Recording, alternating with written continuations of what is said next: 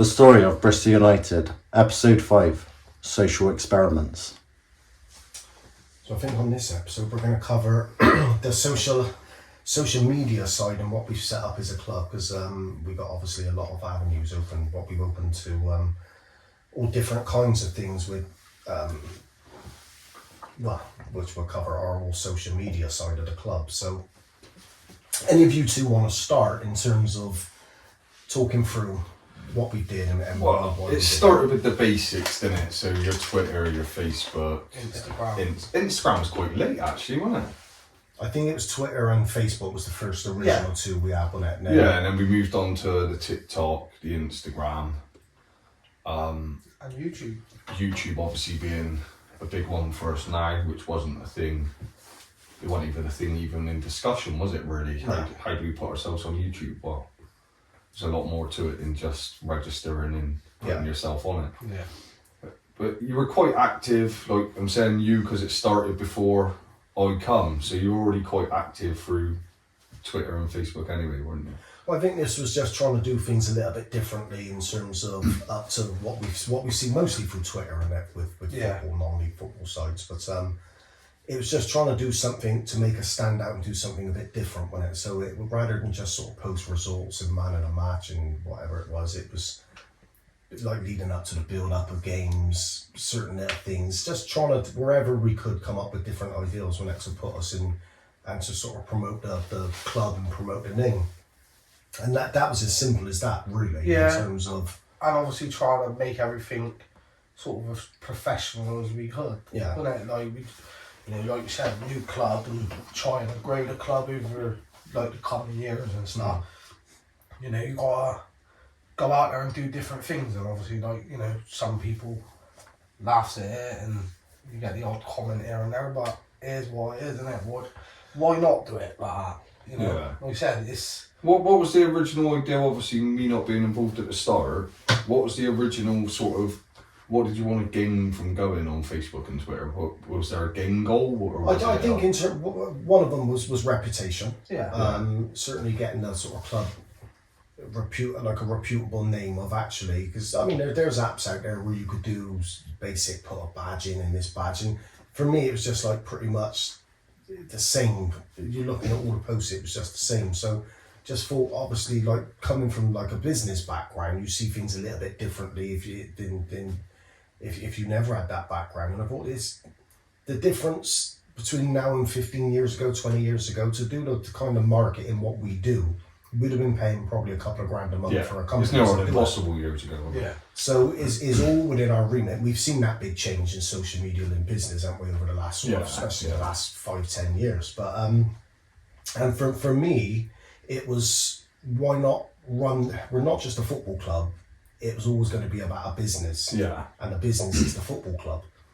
And like even to this day, like there's two entities to Bristol United, isn't there? There's the business side and then there's the club side. And it was very much to start promoting the brand of Bristol United and getting it out and getting clubs following us, just so we could be talked about in terms of how we do things. Yeah. And ultimately, sort of even in the early stages, that was in minds of like players, like to attract players and stuff like that. But then I was thinking that was it for player attraction. It was, and like I said, it was 50-50 really, because you still had like the business, like I say the business side of it. It wasn't much of a sub business as it is nowadays, but in terms of like what we were doing with other things, like even with the charity days of getting businesses to give us stuff and sort of help us with raffles, and it was just getting that sort of overall reputation enhanced. So anything we did moving forward, we'd be, well, Bristol United is a great name, is a big name, isn't it? It's not the Dog and Doug or the King's Arms. It's Bristol, it's United. So it was I think a good marketing or marketable, that's a word, name. I just thought there was a bit of legs in that of growing that point of view, but as we went on, certainly when you became involved, like I said, that certainly expanded and we widened our net, didn't we? Because when I joined on, I think it was just Facebook and Twitter. Yeah. Or X, Yeah. as it is now. And then I've done it in my background, adding socials. So for my company, we've got Twitter, your Facebook, your Instagram, your TikTok. I mean, do we utilise them all? No, because it's not really a marketable brand. Whereas Bristol United is more of a marketable brand than my company. So it's, when I come along, it was sort of, well, why haven't we got Instagram? Yeah. Why haven't we got TikTok? I mean, I don't even use TikTok. And Dan comes into this a little bit as he manages a lot of the social media side. And is, well, why haven't we got TikTok? Why don't we have a YouTube? Even if we don't do anything on it, we might as well grab the Bristol United name. Yeah. Because once the name's gone, it's gone. Yeah. You don't want Bristol United 1, 2, 3. Yeah. You want Bristol United. And that even links back into when we've sorted out the website. You don't want Bristol United 123.com. No. You want as close to your brand as you can get. I mean, we had to even settle a little bit on that with bristolunitedfc.co.uk. Take a visit if you like. Yeah. But it sort of goes back to you want the brand and it all needs to be uniform. Mm. So we've added on sort of every social media platform, even Spotify now, haven't we done, yeah? So there's not really many more we can do that's not big. Well, we ain't done, Yeah, we've gone with all the biggest ones, haven't we? Yeah, and obviously like growing the club, like on social media as well. More people know about us, you get sponsorship opportunities, in it. Hopefully, attracting more sponsorship. We're sort of using your social media to market the brand now, aren't we? Yeah. So it started off as a recruit players type sort of thing. Yeah. And then it's turning more into how we're going to market Bristol United. And that's what we're running down now, and it more than marketing the brand. And just for, well, we're on the subject, it's a good time just to sort of thank all the viewers who've been following us, whether it's viewers on YouTube or Facebook, Twitter, Instagram, whatever it may be. But we really do appreciate the shares, the likes. And if you haven't visited our website, it's www.bristolunitedfc.co.uk. Well done, Sam. And for these videos, please like, share, and subscribe, because it's invaluable to us. Every subscription, every like, every share, because we're not just trying to be popular off the videos. Which we'll talk about in a minute. It's really sort of to grow the club and what we can do off the sort of future growth of that. So please do like, share, and subscribe. I mean, the point of it goes, I was just thinking as you were saying that, John, like you saying getting people talking about you, and it's whether they're talking about you in a good way or a bad way, we don't really care less. They're talking about us. Mm. Yeah. And how many clubs around our level get talked about? Yeah. None. Zero. Who else knows Exactly the others, no disrespect to any club, but they're not talked about like ours is now because of social media stuff. Mm.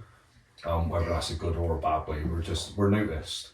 Well, no, it's that adage, isn't it? There's no such thing as bad publicity, No, there's not. And it is absolutely true. It's being talked about. That's the main thing. It's better than sort of absolutely being sort of nothing. But it's certainly one sort of key point was which we sort of stumbled upon. Not stumbled upon, but we kind of did stumble upon it. It was. YouTube wouldn't have been something we opened at the beginning. That came in your sort of time. Well, it was me and Bill, wasn't it, with the chat about that? Well, and that's where it sort of led into podcasts of like YouTube. I mean, if you're putting sort of game day advertising, man and match and this, that, and the other, that's not a place for YouTube. But it certainly led into the thing of podcasts, which is huge nowadays. It's huge in all different categories. But that was something you and Bill talked about to start with, and I know Bill brought it home to me, and I didn't know where it would be and what sort of avenue we was going to go down in terms of, is it just podcasts on anything, or it's going to be football. But after sort of a few sort of conversations about it, we sort of went into that, didn't we, and set up the podcast, which is the Botcast. Yeah. So just for people who don't know, and as silly as it come along, it's just a name what stuck with us, as in the bots. So it's just a weird way. It was actually something Dan used as an insult, whether we was online playing games or doing something. If you'd done something bad, he'd call you a bot, as in like a robot. But it just stuck, and it's that name is I hear so many people that sort of within the club and around the club now, wives, girlfriends and stuff, is using it, and it's just become part of our up the bot terminology. And it's it's something going a bit off track now. I mean, as a club, we haven't got nicknames, Bristol United and football club, and we toyed with the ideal right at the start. Do we need a nickname? We couldn't find one, so we said at this stage we wouldn't. But we're even sort of talking now of sort of in the future whether we do get a club nickname, and that's been spoke about a few times about the bots, which I took my nose up straight away. I did. You did. Ash. You hated it, didn't you? Yeah, it's grown on me, hasn't it? It's certainly something that It goes a little bit away from our trying to stay professional as we can. Yeah. It does go away from that, we know that, but if it's sticking, it's sticking. Yeah, absolutely. So just for It's so unique if as you well, isn't it? Yeah. if you see us on the sort of podcast, that's why it's called the Botcast. So that's just a little bit of Or a. if you see many of our players Insight. running, we look like bots running right. I think I've called one or two worse than bots over the last 12 months, but I'll leave that. Yeah. But yeah, so we went into the world of podcasts, or vlogs, video logs, or whatever you want to bloody call them. But it was something we done, wasn't it? And we certainly enjoyed doing them because, like I said, like we've said in previous episodes, it ain't just sort of sat like this and being all serious about the club. We do have a good laugh and we enjoy each other's company. And I think the original Botcast was made up of us three, Dan, who's behind the camera, Billy. Jack doing a lot of the work Jack in the was doing background. the editing in the background, and we had a few guest appearances from Josh and Tom on it, but that was the original. And it still is the original sort of podcast. Yeah, the podcast isn't over. It's getting the time for it, and I think that's going to be more when the 'Cause they're season not- starts and that. It is. It's It's a busy time with everything we've been doing. It's just finding a way. But we got a playlist, the Botcast. Check them out. There's some funny. Funny moments, videos, arguments. Me and Ash nearly fighting over Fabinho on one episode. This was definitely worth a watch. But they're enjoyable and they're a good laugh. Yeah, there's some outrageous takes on football as well. Bill said No, but Beckham's a good player. Stop slagging him off. Shut up! Don't even go there. So we quickly went down that route, didn't we? And we were also... the YouTube podcast led into this. Yeah. It just led into what other content could we create. Well, from a business point of view, and because I know, and I've actually been asked this question: what's the point? What's the point in doing podcasts? What's the point in doing these videos? But as anybody will know, in that sort of industry of YouTube, there's a huge market and a huge potential earning out of it, and that sort of tweaks our interest in from the business side of the club. Yeah. Actually, there's future earnings here for the club. Where we want to, and I won't go on to too much because this is going to be another episode, but. Where we want to take the club and some exciting things, what we have in mind, that's going to take quite a bit of money to do. Yeah. And it's certainly something we're not going to be funding ourselves. The club will fund. We need it to be self-sufficient. But one huge potential revenue stream is YouTube videos. If they. Yeah, I think the good thing with that though is we've not. Although it sort of keeps you on your toes wanting to do it because of the potential revenue of money with it, but it's not just the reason for doing it. It's enjoyable to do. It's not we've got a chore, we've got to work tonight, we've got to do a YouTube episode. It's not like that. No, it's it's actually not. an enjoyable thing to do it. And it's opened up an avenue to us in terms of, like I said, with the what we've already covered, but the reputation of the club as we're growing, in terms of sponsors. And it's just opened up an avenue now, which we'll hopefully be in a place to announce in the next sort of week or two. It's just a sponsorship. We're actually going to be sponsored by quite a big company, and that's going to sort of go on our videos and stuff like that. So it's opening the marketing side of it. Yeah. So not only just money from YouTube, but in terms of if our videos are getting watched, which I think last month we've had 100,000 views month over a multitude of videos. But that helps sponsorship of the club, which means more revenue for the club, which means the club can grow quicker. So all these avenues, you're right in terms of it's a great laugh. Just getting together and mates talking football is always a great laugh. Video on it or no, but with... Well, that was one of the reasons, even with the Botcast, is the amount of times we've sat around and spoken an hour, 2 hours about debating something, whether it is Beckham can't play football, which we all obviously know.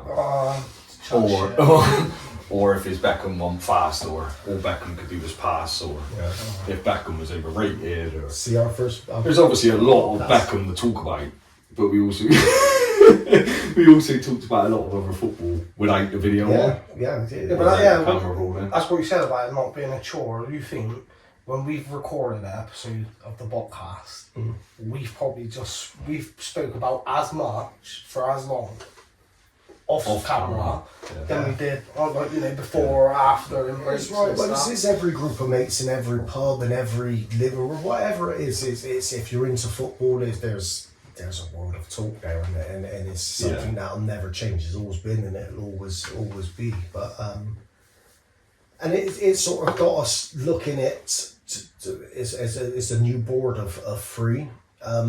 Looking at other business opportunities, and one thing also additional to all what we've been doing was the VO camera. Yeah, that was a big thing. Which was as well. a huge investment on sort of so many fronts. I mean, for me as a manager, I mean, it was a huge expense for the club, wasn't it? Which we did, and but from a management point of view, to be able to record videos, to be able to play them back and go one-on-one or go as a team, there was so much learnings and teachings we could give the players in terms of feedback on the actual game. Yeah. And anybody who you've watched a game of football live as opposed to on the TV, you see a different angle. Even as a manager, I'm watching all different things during a game, but you can only watch one thing or an aerial at a time. Yeah. So to have that ability to be able to watch the match back in full, and I've already found within the first couple of months of using this in our pre-season friendly that how you can shape a side and how you can shape a player and how you could guide, whether it's like the back line's not keeping in line, whether we're sat too deep, too high, watching and notice a trait of a player's doing this or not doing that. The learnings is huge from a management point of view, and also from a player's point of view, as you know, like you've used it yourself to analyse certain things of your performance or the midfield players you're playing with, and it was for me it was a no-brainer. It was a bit sort of, will we get one at this stage? Well, it was always going to be hard, but I mean we absolutely done it, which and a credit to us in terms of us how we run the club, that we've been able to get that ready for our second season. But it's from a management point of view, it's invaluable. From a player's point of view, it's invaluable. But then going on to the social side, again, it's which we see week in and week out. To be able to post a highlights package, a full match package, it's getting a lot of views on YouTube, and it's getting our, again, like we just said, for the reasons, it's getting our name out there, it's marketing. Well, it goes back again to the point earlier of like how many people our level's doing it. Yeah, it's not to disrespect our level, but we know where we are, and to be doing what we're doing, it don't get more professional. No, absolutely not. We're putting everything in place in the background to be levels above where we are. Yeah, but that's when we talk about like growing the club and reputation, like sponsorship and business, even with players and that, you know, like we want to progress the club, and you know, even if they're not doing what we're doing, you've got clubs at our level and a few levels above that's been established a long time, and they've got roots into higher divisions with first teams, reserves and stuff. So if you want to grow the club and attract players, you've got to stand out from it. Yeah. Because, you know, with the greatest of respect to us, if we're just turning up every week as Bristol United, no one knows who we are, or this new team, or, you know, just in our league alone, like, we've got Irish and Briz. That's two quite big clubs in the local area, isn't it? So, well, and my view was when you sort of see in the lower leagues in professional football, so taking away footballing standards, this has absolutely nothing to do with what I'm talking about is as us as a skill set or as a team. But when you get the Sheffield Wednesdays drop down into League One, or you get a Derby drop down in League One, or a Bolton, somebody like that, that was always my view for this club, where we could control the size of our club in our division. So I wanted it within from year 1 to year 3 that were this, even without a promotion, say we got an absolute rubbish side, but we would be a big club in a smaller division. Yeah. And that's certain things, like you said, like with the tracksuits, the training kits, the VO cameras, all those things what we put in place, that were we got the infrastructure of the club where we could be the equivalent of like a Bolton or Sheffield Wednesday in League One. You're in League One on merit. We were in League 4 on merit because we ain't done nothing yet. Yeah. But from a club point of view, like Ash said, if you're just a player and you come to Bristol and you're going to join this team or that team, in terms of that team offers this team offers this, that, and so many, you're more likely to get those players. Yeah. But once you got, for me, like the building blocks and the infrastructure of the club, the team will follow. Yeah. Because the more money you can get, the more things you can do, the more sponsorship you get, the more money you get. And at some point, our playing side will catch up with the infrastructure of the club, and then we'll start to move up. Where if you had it the other way around, you had a brilliant team but just a very basic club, at some point that team will probably break up, move on, then you're left with nothing. Where we get the infrastructure right, we're always going to have the club. But it's like, going back to when I said, why not do it professionally, why not do it properly, is all these clubs you look at in the local area, it's a higher levels, where do you think they started? Yeah. You know, they didn't just walk into that level from day one, did they? And, you know, it's, even if it's 5-10 years time, like, some of the players might not be around to see it, but, you know, why not give them the environment, and why not treat it, like, it sounds daft, but why not treat it like it's Premier League? Yeah. Because let's be honest, we're not getting there, are we? A lot of people Yeah. are going to be playing this level of football. It's absolutely, and then away from like that, and I agree 100%. Why not? Why we've got to try and justify it? Why not? Is absolutely, and we've already seen we've attracted 1 or 2 players who play for us because there's a pool of that. They know their games are being recorded. They're on videos. They get highlights of themselves. It is a pool. We've been players. Who wouldn't want that? Yeah. But also away from the business side, we've already poured a 4-figure sum in on the back of this in sponsorship. Yeah. Because our videos are being watched. Yeah.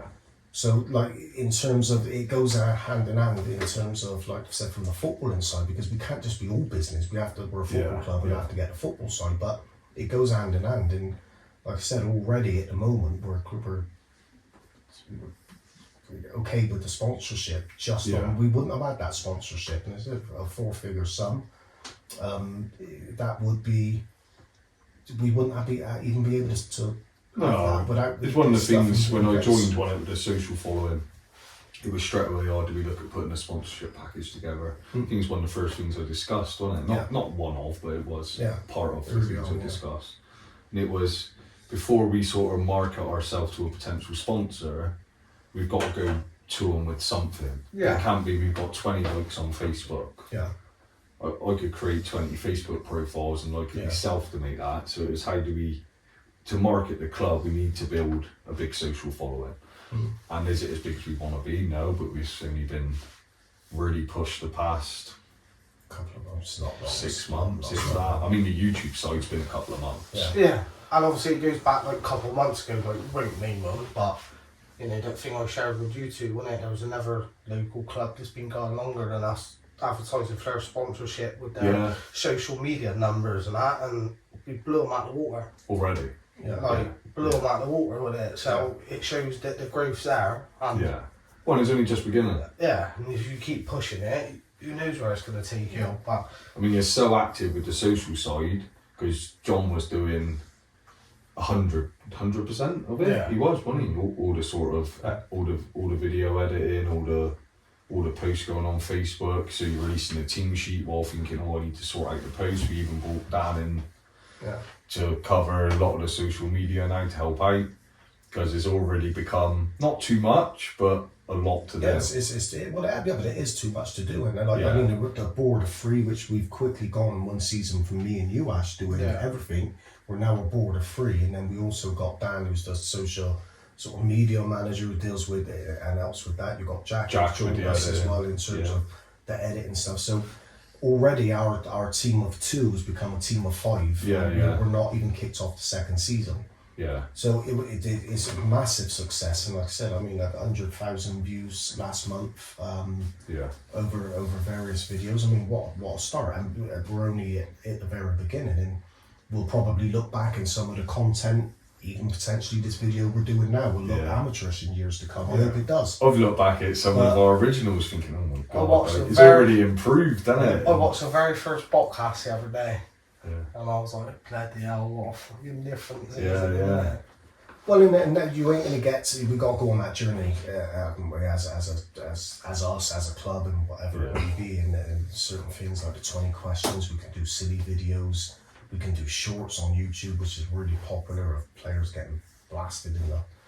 Well, even that come from sort of TikTok watching, isn't it? A lot of that, and again, that was for you, but the TikTok stuff, and we're sort of looking at that, thinking, well, TikTok doesn't give us anything back. It markets the club, but not in the way that we sort of want it to. No, TikTok's probably like the least priority. Least valued one to us. Twitter's a big one. I know we're getting a lot with Instagram as well. With just sort of in terms of name, probably no financial rewards off of that. I think that a lot of its financial rewards is going to be from YouTube, but the Facebooks, the Twitters is getting us out there, and businesses are seeing us because we've seen the proofs in the pudding. We're getting. Well, it's been sponsorship, like you said, the raffle stuff. We got our next summer event coming up, 20th of August, as we said in the last video. We contacted probably 50 local businesses and 10 straight back helping. Yeah. With some really good prizes. Some really big prizes as well. And again, a little plug for any other businesses out there. Please help us. We've had Bristol Rovers have supported us with 4 tickets and drinks in a meal. We've had the laser, the VR place, Meet VR. Too many. There's loads of little businesses. There's some huge businesses, and like I said, the Bristol Football Club. So if Bristol City's watching, feel free to chuck in a sponsored ball or shirt or whatever it may be. Give us your stadium. I'm saying impartial. I'm just saying if they're watching this, help us out. That's not. I'm just. You have the training right now, do. Yeah, give us a player. Looking for a striker if you've got one spare. But yeah, I mean, it's all sort of comes under that social media, and I know the title's a social. Well, one sponsor, they're not a sponsor, they're actually donation to our raffle, actually come back to us as Bristol City, didn't they? Down to our sort of branding of our club. Yeah, absolutely. So we've sent it off our email, which all the emails professional, the signatures are professional, everything about what we're trying to do is professional. And I think they've instantly thought we were Bristol City. Yeah. Well, and I know we're so good as a football team. Well, a bigger club is obviously Bristol United. But yeah.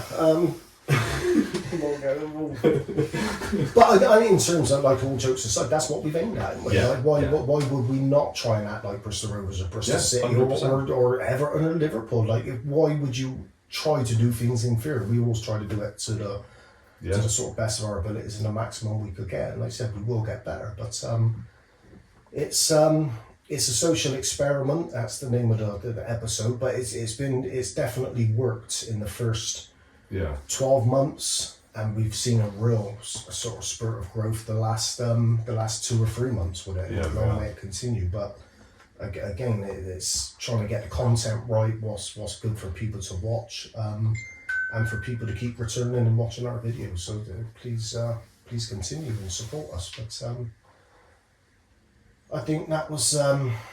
That's most things we've done social wise and reasons around why we're doing it, because I think that's important. Because I said right at the beginning, I've been asked that, what is the point? Why are you doing this?